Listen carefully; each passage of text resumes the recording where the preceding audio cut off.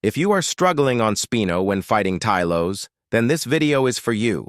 This is a 1v1 versus a bone break Tylo, which is the harder one for Spino, and I'm going to break down how to defeat them with ease. Let's go over builds real quick, starting with Spino.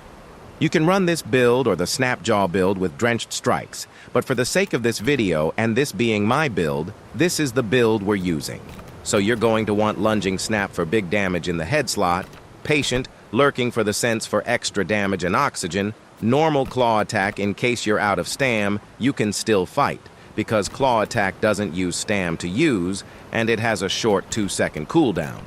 Streamlined for the hide for extra swim speed and health recovery while diving, lunge for back limb to get out of danger, sweep for tail for the knockback and high damage, and rallying call for voice for extra armor.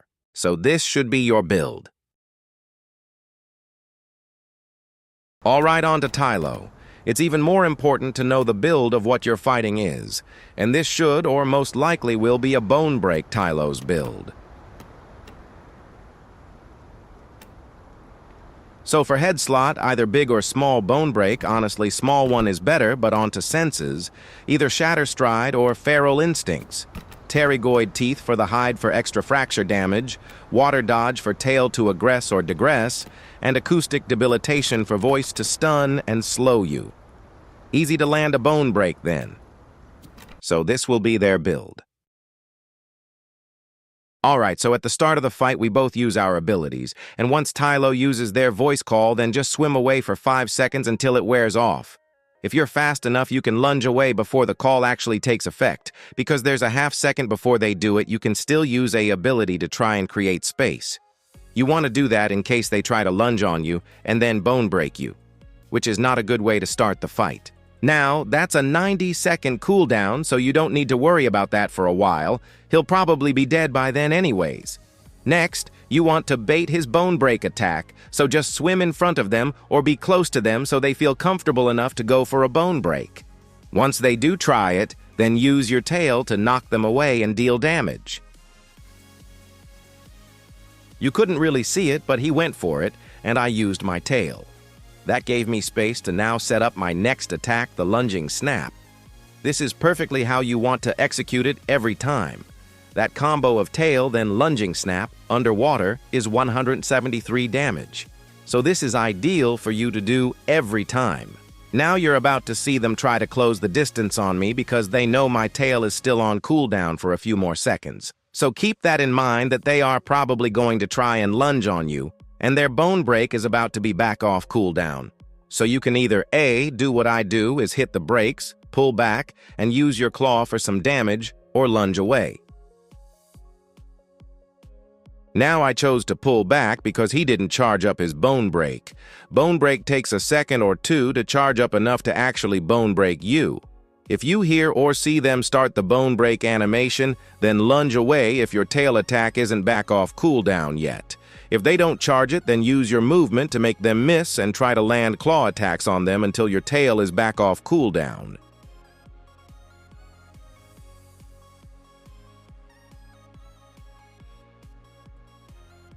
And right there, you see me do the combo again. I seen my tail attack was about to be back off cooldown, so I started to get into position to use my tail attack where I know I won't miss. And the important tip is, you never want to miss your tail attack. Very important that you don't. Or they'll be stuck on top of you for free then. You can lunge away because you're obviously in a bad position, but you always want to try to keep your lunge for emergencies and to conserve stam.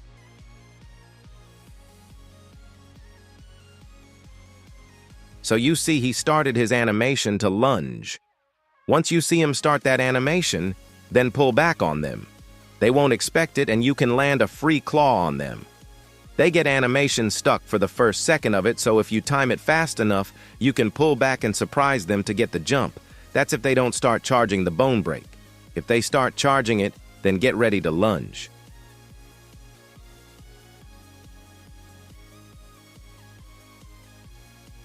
Now every fight isn't perfect, so if your tail isn't off cooldown yet and your lunging snap is off cooldown, then try to position yourself in a way to land it and create space simultaneously.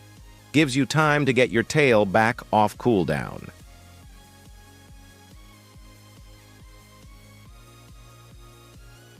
Alright, so he tries to close space on me, which I wanted because I seen my tail was back off cooldown.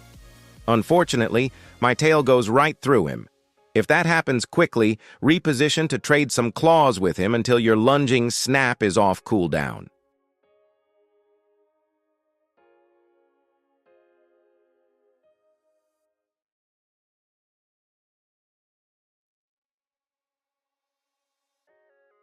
So I tried to land that lunging snap, but also create space until I have my tail back again.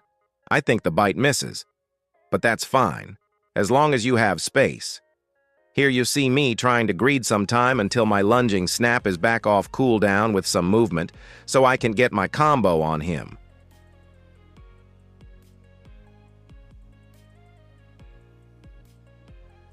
I'm pretty sure the tail goes through him again, but still worked out to where my lunging snap was set up perfectly. It landed and I have space, so I see he's meatballed, probably one shot or close to it, so I just turn around to face tank until he's dead.